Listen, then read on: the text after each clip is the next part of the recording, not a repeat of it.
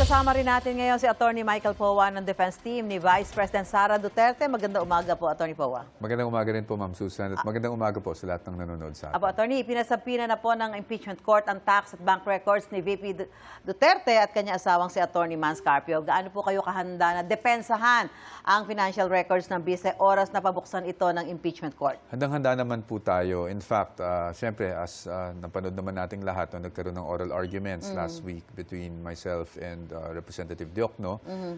Ang punto lang naman talaga natin doon, no, wala naman tayong hangarin na masuppress or hindi o pigilan ang paglalabas. It's just that we felt strongly, no, na merong mga batas kasi na nagbabawal dito, at that's why ang sabi nga natin, while we are searching for the search for the truth must be done within the limits of the Constitution, the law, and the rules. No? But ganun pa man, the defense has already anticipated, no, na ilalabas itong mga ganitong bagay for at least that possibility. No? So tayo naman po, handang-handa naman tayo at kampante naman tayo na mapapakita din natin na wala namang basihan yung mga aligasyon na unexplained wealth, etc. Okay. May adjustment ba yung defense team matapos yung diskusyon ng Article 4 at yung tatalakay ng Article 1 o yung tinatawag na misuse of confidential funds, Attorney? Sa ngayon, wala naman po. Walang major adjustments na ginawa. Sa pananaw namin, yung Article 4 kasi yung prosecution pa lang ay nanglabas ng ebidensya. Yes, Sa pananaw namin, kami naman ay naabot namin yung mga targets. Although, syempre, hindi ko lang pwede i-discuss in detail due to the rules. No? Pero na-hit naman namin yung mga targets. Pagdating naman sa confidential funds, syempre, intayin na muna natin yung mga ebidensyang ilalatag ng prosecution.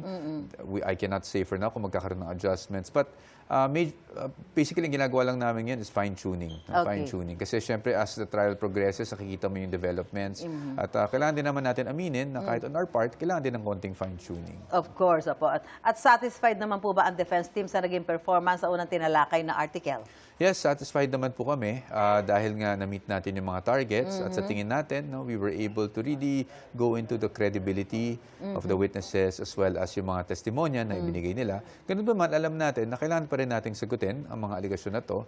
That's why siguro kailangan lang natin maipaliwanag sa ating mga kababayan na hintayin lang din yung pagkakataon naman ng depensa na kami naman ang maglatag ng aming ebidensya. Opo. Sa tingin niyo po ba ay maihaharap na nga ng prosecution si Mary Grace Piatos?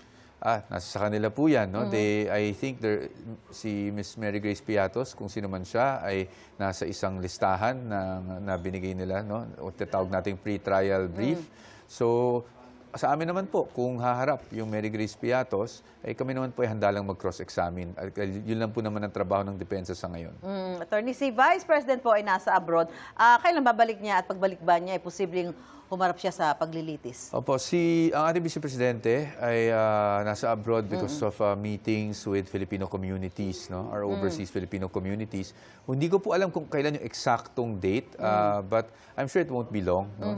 Meron lang siya mga kailangang mga engagements doon. At pagdating naman dito, sa bagay na ganito, kahit naman nasa abroad siya, nasa Pilipinas, tuloy-tuloy naman po yung komunikasyon namin. In fact, every day, kahit kahapon, magkausap lang po kami. Updated naman siya. Anyway, maraming salamat po, Attorney Michael Powa ng Defense Team ni Vice President Sara Duterte. Magandang umaga po, Attorney. Magandang umaga po sa inyo at magandang umaga rin po sa ating mga kababayan.